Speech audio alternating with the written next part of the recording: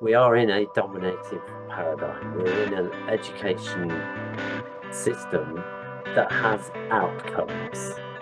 Yeah, I boil it all down to judgment. we all need power over our own lives. I've seen some children come to Forest School and it's very, very overwhelming because they don't know Yeah, how to make their own choice. it's the paradox because we're trying to work with people's autonomy, but at the same time in this learning community, because we are social animals. It's like we have to persuade people to trust the process. How do we equip Forest School leaders with the skills of advocacy for this? It's whether we're going to be a partner in this with the learner that we're working with or not. Hello, John, and welcome. And thank you so much for spending the time to have, I'm hoping, what will be a very juicy Forest School conversation. And I'm sure, knowing you, it will be very juicy. So welcome, John. Thanks, Lou. It's been really nice. It's been a bit of time coming, hasn't it? This I just miss having those conversations so much. Our lives move on, don't they? Some become mums and some become granddads. All of that. So it's just lovely, yeah, hearing your voice. And I was just thinking, we were just talking, we were just beforehand about gratitude and how gratitude is a tonic for bringing us, I think, into the moment and being here and knowing actually we're alive still and we're connecting. And it's just lovely, always that connection with you. Never forget that first time we got together. We were both working for a local authority. Sharing how do we get this thing out, Forest School? So I guess I'm just really grateful, really, for my journey in Forest School, and being part of this quite progressive community that's trying to make a difference in the world. So just that, yeah, the whole Forest School community, that's what I'm grateful for this morning, and the people that are in it, like your good self. And then we go back. Wait. Oh, thank you for sharing that. That's a lovely way to start. And I'd like to just echo that gratitude.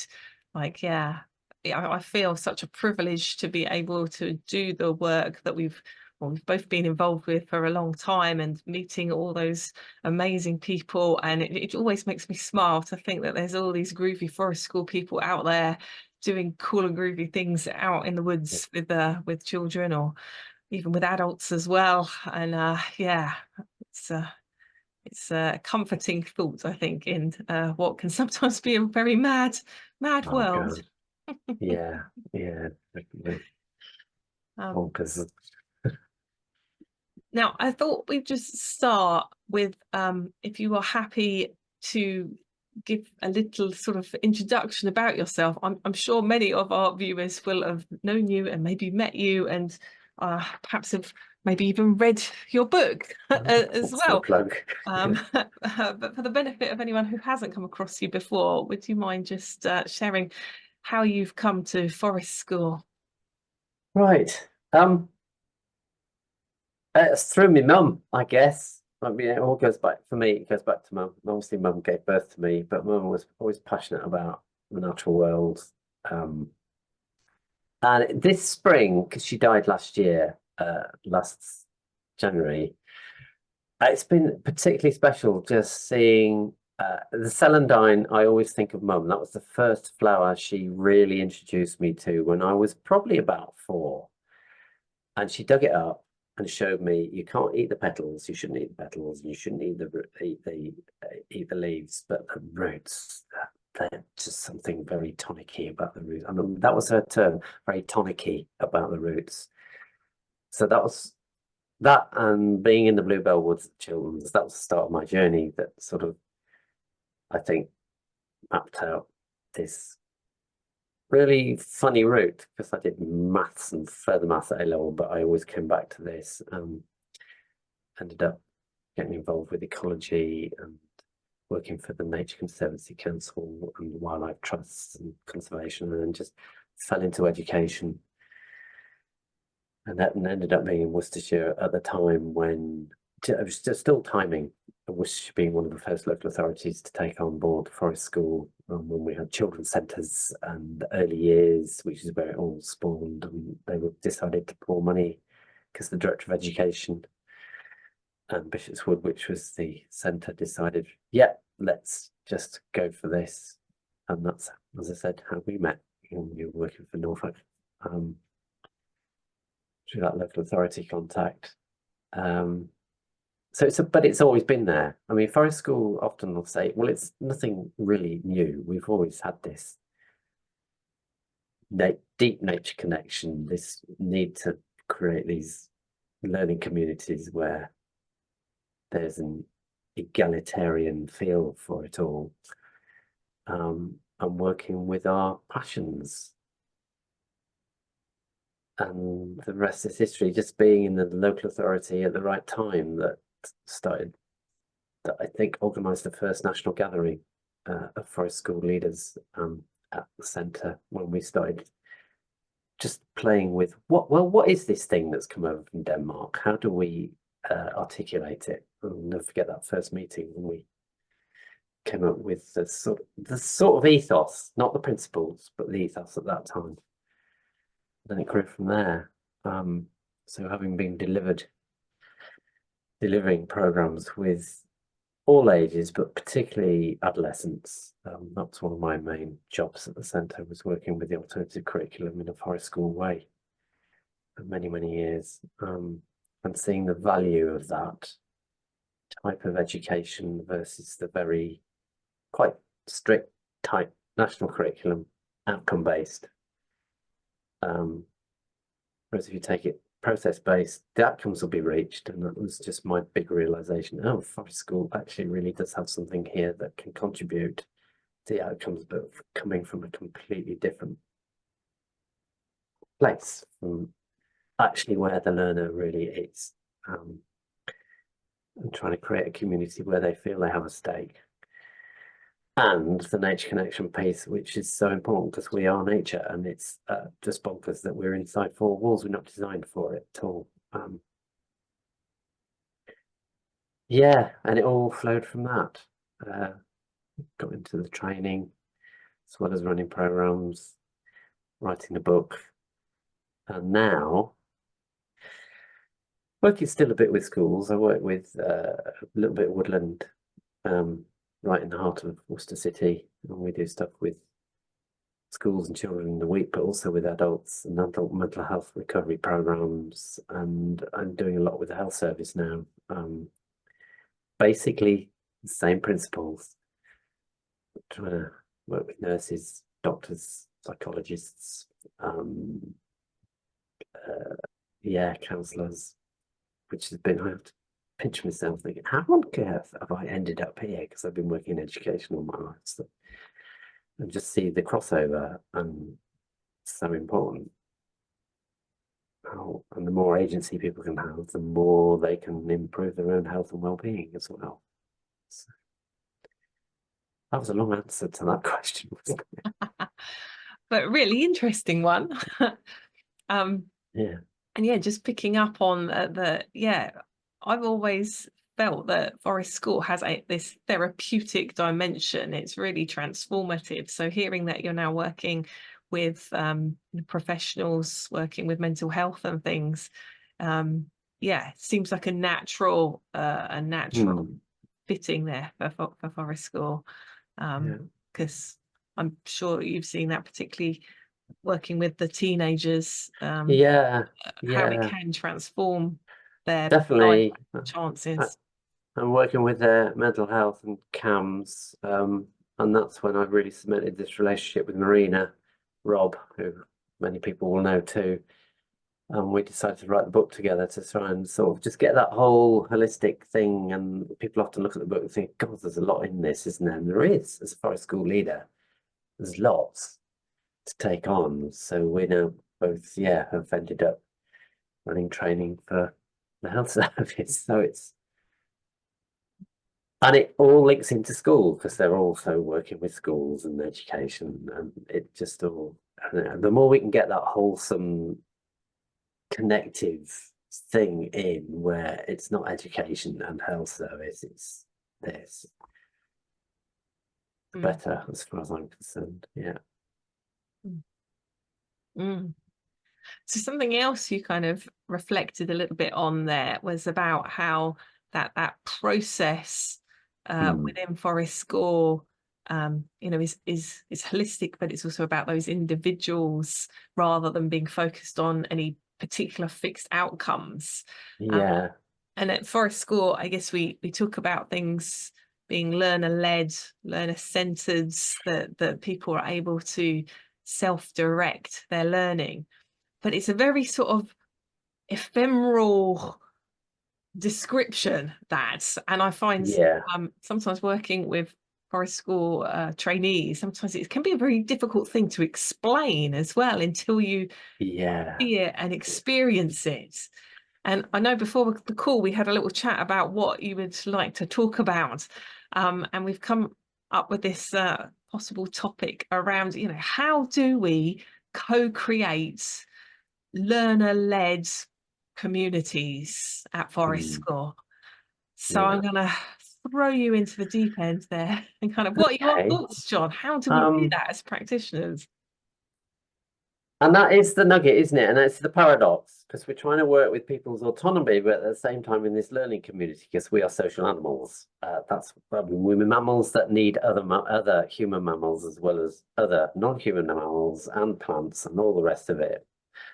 So how do we find our own agency within a community, knowing we have to support and co-regulate together and all of that? So it's always the paradox. And I think a lot of it is actually trying to step out of the paradigm we're in. We are in a dominative paradigm. We're in an education system that has outcomes that are defined by somebody else, not by the learner at all. They're defined by the national curriculum, defined often the way we deliver it by Ofsted, somebody else. And it takes a brave teacher to step out of that and say, no, I'm going to be more creative. And actually, I'm going to start with the learner and what the learner needs and where the learner's at and what the learner really wants, to get into this part of the brain. We can't get into this part of the brain if we're not feeling comfortable, feeling safe, and having some say.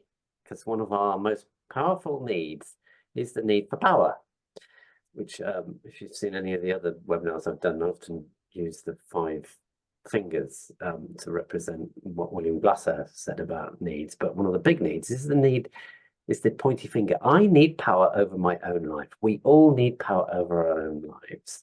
Even when we're little, I've got an 8-month-old now, and you can see she's started talking, she started crawling, and she definitely has got self-determination. We're born with that need to have some power over our own lives.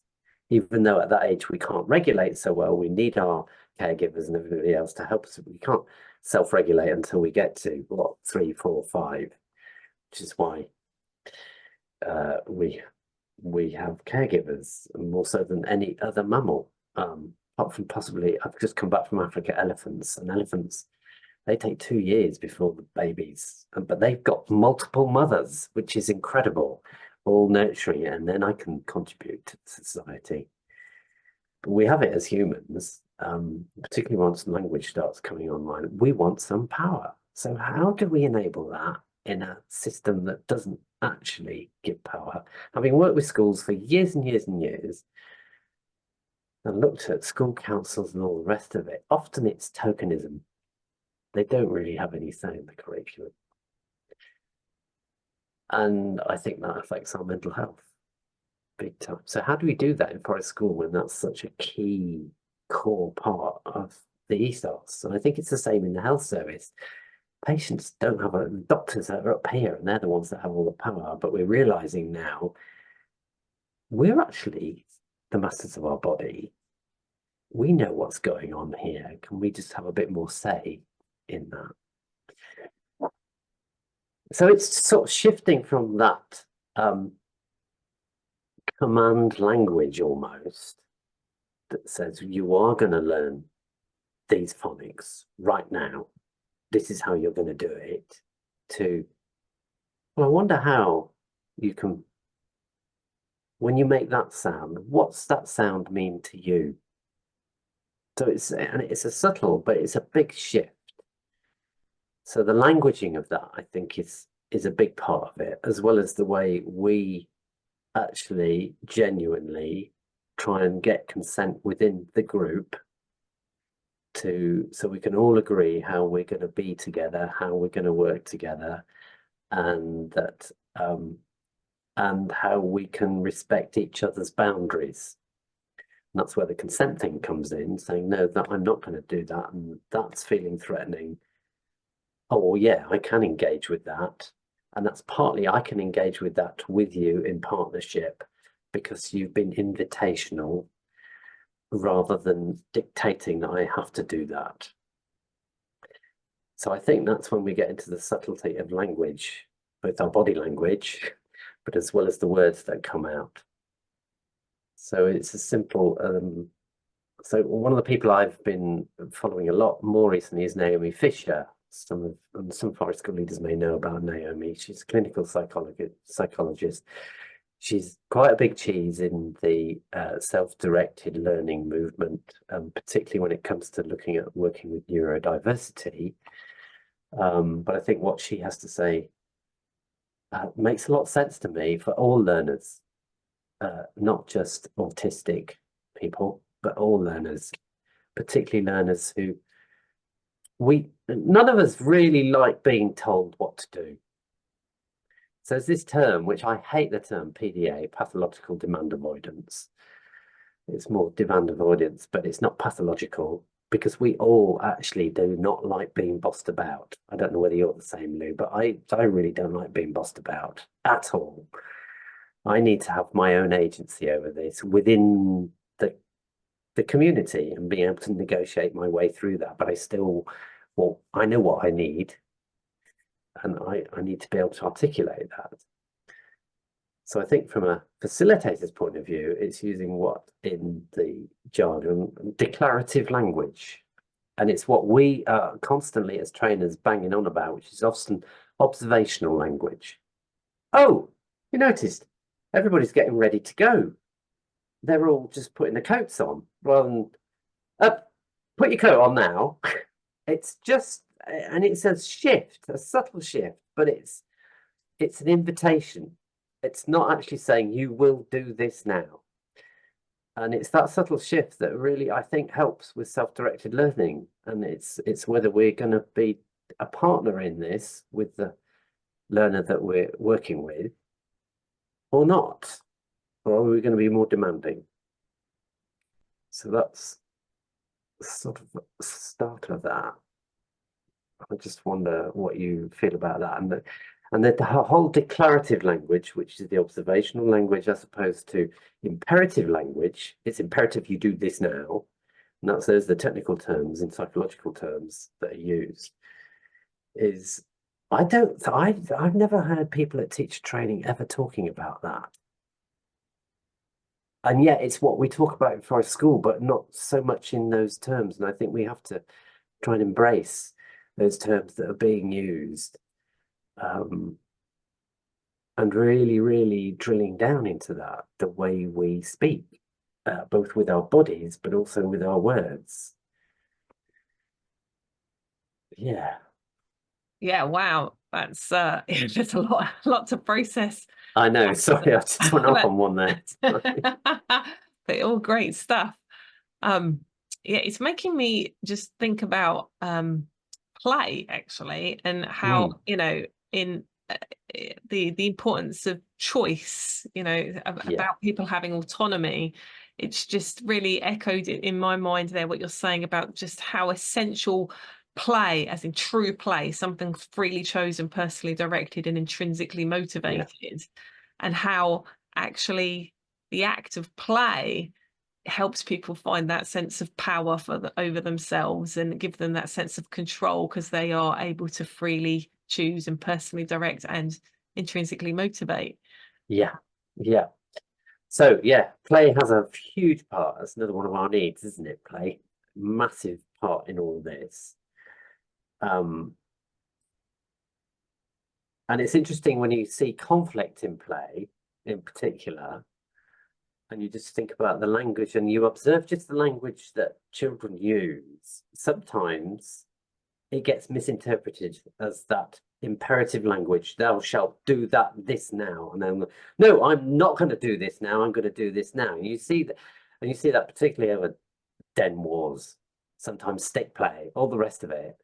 But there comes a point where there's an empathy thing just comes in and you say, is it all right if we do this? And it's just shifting that sort of languaging of it. And I think we as adults, we're so ingrained with this, thou shalt do this, I'm going to command and use this commanding language, that it's just that sometimes if you observe kids who haven't quite been so infiltrated by our culture, we can learn a lot from actually, that's interesting. They've sorted that out themselves because they're in play. And if you really, really tune in to the finer details of what's being said and how it's being said by the body, I think we can learn a lot from children in terms of that more declarative language. This is mine, and I'm feeling I need to have this right now. So can you just wait a minute? And I've seen that in children's play, and they're suddenly coming out with this much more consent-based, but reasoning-based, giving a reason for it and expressing their feelings at the same time. And I think it's because we're in the flow and we're in touch with our bodies often. And I think a lot of this stuff comes from observing our bodies. And we as adults have to relearn this and get back in touch with that and thinking, oh, this is what my need is. I'm just going to express that. I'm not going to demand from other people, but just by expressing it, it's sort of giving a cue. And that's what we do in play. We give cues and people respond from it and make the returns if anybody's seen the ludic cycle stuff. And sometimes it doesn't land, sometimes it does, depending upon often the way we term things. So play is pretty fundamental in all of this, and having that choice and giving people a choice. Sometimes we feel we have to sort of be demanding, and particularly, you know what it's like at the end of Forest School session, kids want to carry on. So it's just trying to preempt that and give them a bit of choice at the end, saying, oh, it's great, I can see you playing and you want to complete that. And we've got to catch the bus in a few minutes. So do you want to complete it now, or do you want to wait and just maybe finish it off next week? So it's that sort of languaging that's, and us taking the time and planning for that, rather than getting to the point where, well, we've got to go now. Oh, shit. So we're trying to still maintain that choice and that invitational, observational language and clocking what people are possibly feeling and doing and checking in with that. Yeah. May I play devil's advocate a little bit You on can. this? Because I'm just thinking how, you know, as a classroom teacher, you know, if you've got a large group of kids and you need them all to get their coats on because you're going outside, you know, I'm imagining how a teacher might say, well, you know, you've got those time parameters, and if I don't organize them, we're not going to get outside, which means they're going to miss that opportunity. So I need to do it in a quick and efficient way. So yeah, what would you say to that? So there's a couple of things there. One is why? Why do we need to do it in a quick and efficient way? It's not part of the learning here. It's something about just lowering, possibly just shifting our expectations. So part of the process is giving them autonomy over getting ready and actually having to let go of the Forest School session contact to start off with. This is where the long-term thing comes in big time. Because in the longer term, it'll be much quicker if they've got more agency over getting ready.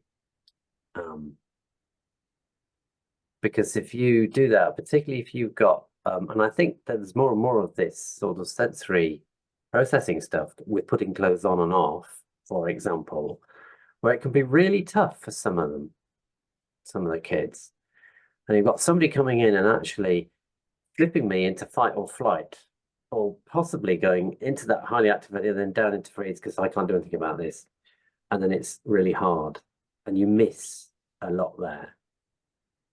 So it can be, those transitions can be really activating for a lot of learners and even us, because we want to help them get the most out of a session. But I think this is where the long-term thing and actually doing it in a much more declarative way rather than commanding way, because in the end, they'll have agency over that, even right down to them choosing what sort of clothes. And I'm seeing this with my grandson at the moment. Getting kit out the door sometimes really hard. He's desperate to get outside, but actually that whole process of putting the right shoes on that he wants, and he has to go get the coat and put it on, actually will have long-term dividends for you. Because if he can't do that, he can lose it big time. And that's a 3-year-old.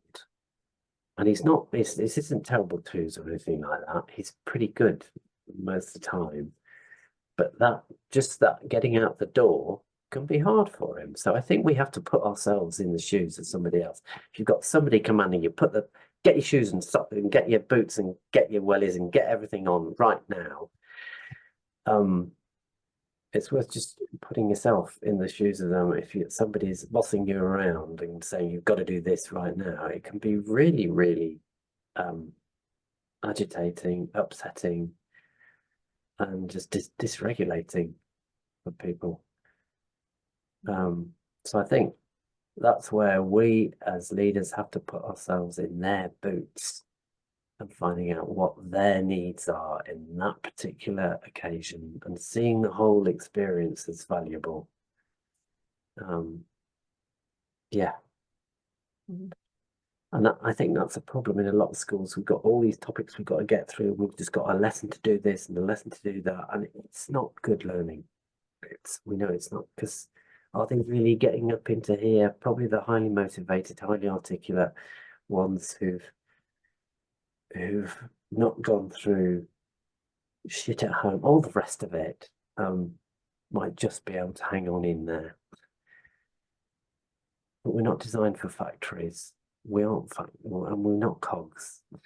Human beings are much more complex, multi-sensory beings that all learn in slightly different ways. And yeah. So, and that's, as we said right at the start, it's the paradox. We have to try and work with that autonomy within this learning community. But if we can all do that together and understand each other's needs and what is acceptable for one person isn't so acceptable for another, and we can voice that and actually try and work through that, you end up with a much richer learning community. And then you bring the natural world into that's helping us regulate big time and giving us lots of choice, particularly in woodlands where you've got choice of places to go and materials to work with. And it's just a joy. You can, as a facilitator, relax into that. If you've done all your risk assessment stuff and put all those benefits in. Yeah. So listening to you there, it's just really echoed in me the importance of time, both in terms of time, in terms of session length, to allow those transitions to be done in a gentler way, but also the long term through the seasons. That's important there. Yeah, it's so important. We are seasonal creatures. We have to plug into the seasonality during the day, the seasonality during the year. And if we don't do that, I'll never forget two really good Forest School leaders. One was this is school in Worcester. After 2 years, I went in to visit them. They'd invited me in to see the development of the site that they got, and they both came out and said, "God, you're so right." I said, "What are you talking about?" Well, we really didn't take much notice of you talking about following the seasons, as following the learners, and putting the two together. But it's really, we're just getting that. And it took them 2 years of practice. This is after they qualified, for that to really land.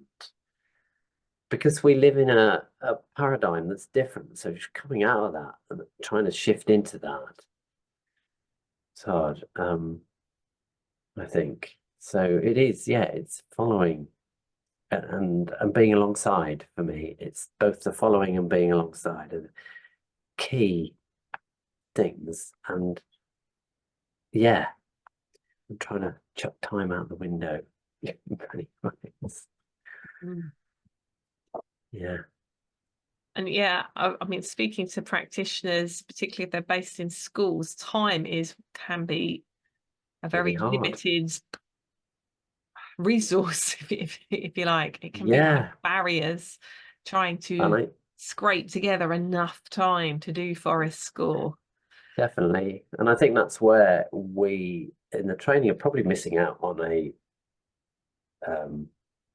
key trait is how do we equip Forest School leaders with the skills of advocacy for this to get the quality time? And I don't think we've cracked that yet. When we're working in this system, particularly when we're working in schools, how do we work to support each other and enable people to advocate for that in a strong way so they can articulate the benefits of this ethos, this way of working, this way of being. And in the end saying, well, if we manage to get this, the maths will come. If we manage to get this, the language will come much more effectively because the learner's much more balanced, regulated, is doing what their passion is telling them is about them. Yeah. It's like we have to persuade people to trust the process, I always feel. And unfortunately, in mainstream education, people want quick results, don't they? Yeah. They want quick things. But actually, how humans learn and develop, it's not a quick thing. It's a gradual process. And like you're saying, they're about how using declarative language, it might take more time when you first begin, but it's a long game, isn't it? Yeah. And unfortunately, I think that isn't always valued in mainstream education. No, I don't think it is always. And I think that sometimes that's down to senior management, other teachers understanding what this is about. Because when I talk when I do training sessions, and it's amazing people haven't come across those two words about languaging, declarative and imperative. And yet they are educational terms that should be being used in teacher training, all the rest of it. So there's a lot of educating to be done within the school system, I think. And it is pointed to people like Naomi Fisher or Linda Murphy, who's she's brought out two really simple little handbooks around co-regulation and declarative language.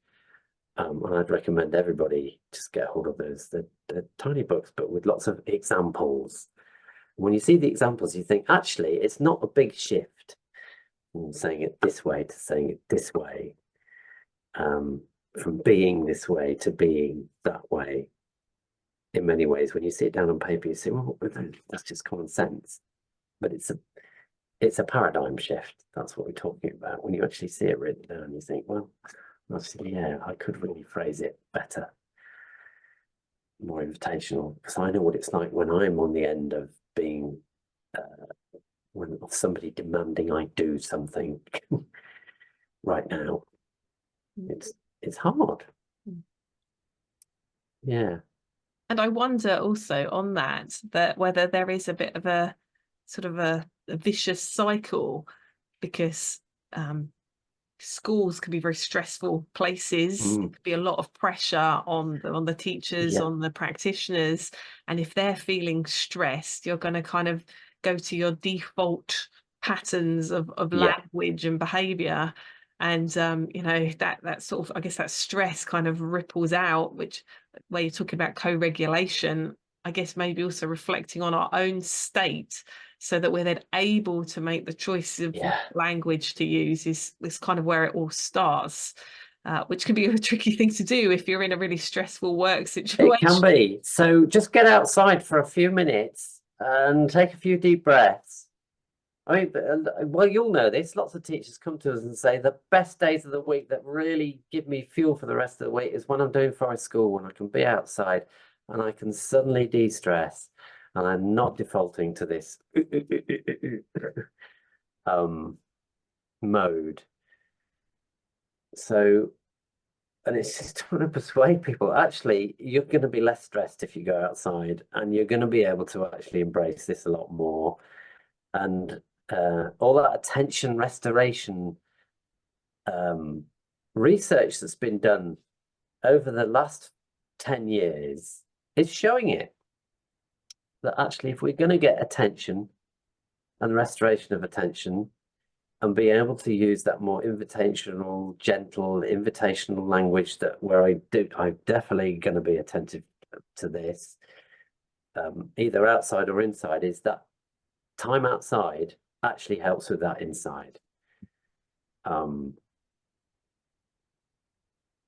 I sometimes feel, and you must feel the same, feel like you're banging your head against a brick wall saying, all research is showing this. Why aren't you taking notice? Particularly in learning communities. Yeah. So I think, yeah, every head teacher should be out doing Forest School at least an hour a week. No, it's hard to get more, but yeah, generally kids need at least, well, I'd say most of them, they get past the initial hour and they think, well, let's just see if we cannot advocate for a morning, and then it gets, you know, it's really good when we can try and get them out for a whole day, but it takes time just to shift that. And I think sometimes schools need to see the results to be able to then justify investing in Forest School more fully. Yeah. Because the pressure, Yeah. I boil it all down to judgment and the judgment that The judgment thing. giving. Yeah, well, totally. I think judgment, I mean, judgment is a big part of the imperative language. If you don't do this now, you're wrong. That's just very simply putting it, but it just supports that. Whereas if there's much more of that invitational, observational, negotiating thing, understanding each other's needs, we're starting to move away from that judgment. But whatever we're in this big judgmental education system that relies on SATs results, schools comparing each other, competing, it's really hard, I think. And yet there are teachers, schools, classes that do manage it. And I think that's way, and you know when you walk into an institution, whether it's going to be that much more that invitational, community-based respect for each other's autonomy, or whether you walk in and you see a list of rules up on the wall, or whatever it is, which are that imperative as opposed to declarative. Yeah. Just as perhaps a final question, because we live in such a sort of judgmental world and the imperative language is used very frequently with children, I'd also say perhaps in parenting as well as education. So there may be children, Yeah. older children that, you know, they've grown up with that as the norm. And so I'm just wondering, I'm curious, how do they then react, or how can we help them regain that autonomy if they're so not used to having the autonomy? I've seen some children come to Forest School and it's very, very overwhelming because they don't know Yeah. how to make their own choice. They stand there No, and they that's wait right. to be told what to do, or, you know, what's the right Right. answer? What might, you know, how do I best please you as the adult? So have you got any like tips for Forest School Well, about how to overcome that? I think that's where the partnership thing really comes in. So if you notice that they're really struggling with that choice thing, it's where we do something together. And we do that together in a parity way. Um, so it is like and it is even just like, would you like to come over and just have a little go at tying this rope to this stick? Shall we just go and do that together? And if you give me the rope, so from that, you're starting very simply giving them a little task they know they can do. So if can you pick up the rope, and that's going to help me do this, and I can tie it. And say, right, shall I give you stick? And you could. So it's that partnership. So we're equals. We've got equal stake in this, and it's got some meaning. It needs to have some meaning. So there's got to be some authenticity in there. You've got to be working with their competencies. So what are they capable of? And it's got to be contiguous. So it's that partnership thing. It's authentic. It's got some meaning, but it's working to their own competencies to start off with. So I think it's finding out the individual and what are they competent and they're happy to do, and just starting off us doing this together.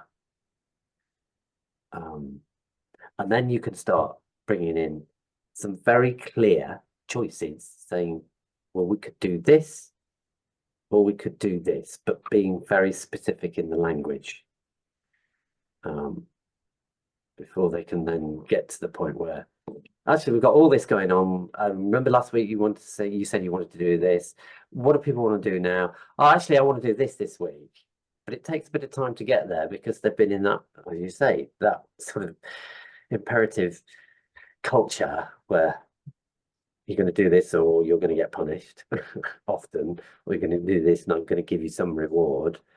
And it's the rewards and punishments that are doing it for them, and they've got no autonomy and they've not been given the choice. So I think it's working on working on that partnership basis where you're working with, yeah, what they're capable and what they're, and it's got meaning, and we're going to do this together. So it's not me definitely saying this is how you do this. It's giving them a little part, a role in that. Does that make sense? So Yeah. yeah, it sounds like you're kind of like almost bridging the gap for them to regain their complete autonomy by, in small increments, Yeah. giving them more and more choices. So you're Choices. helping Yeah, them get there in a small, definitely. achievable chunks kind of But way. they but they know they've got a role and somebody's speaking to me on this equal basis. That's Mhm. key. And it's got some meaning to them, I think. And it's the and then it is just those small steps. And yeah, it's it's it's hard shifting paradigms. Uh, seemingly it's these small, obvious little things, but it's big in the end. Yeah. Yeah. Forest School could There you change go. the That's Forest world. School. Yeah. Well, I think it has changed a lot of people's worlds. So, Yeah. um, yeah. Well, John, it's been mind-blowing as always to chat to you. I could chat to you a lot longer, but I know we have time As ever, today. yeah. So Yes. I very much appreciate your time here to chat to us. And yeah, there's a lot of takeaways from this conversation in terms of, yeah, the importance of thinking about the language we use Mm, when we're trying to co-create that community and guess, empower the people that we're Yeah. working with. Yeah, that's it. It is about empowerment. So thank you, Lou. As ever, it's been great talking. It's been mostly me. Yes. Oh, Yeah. thank you so much, Jon. Thank you. Go well. Go well. Yeah, you too. Thanks, Lou.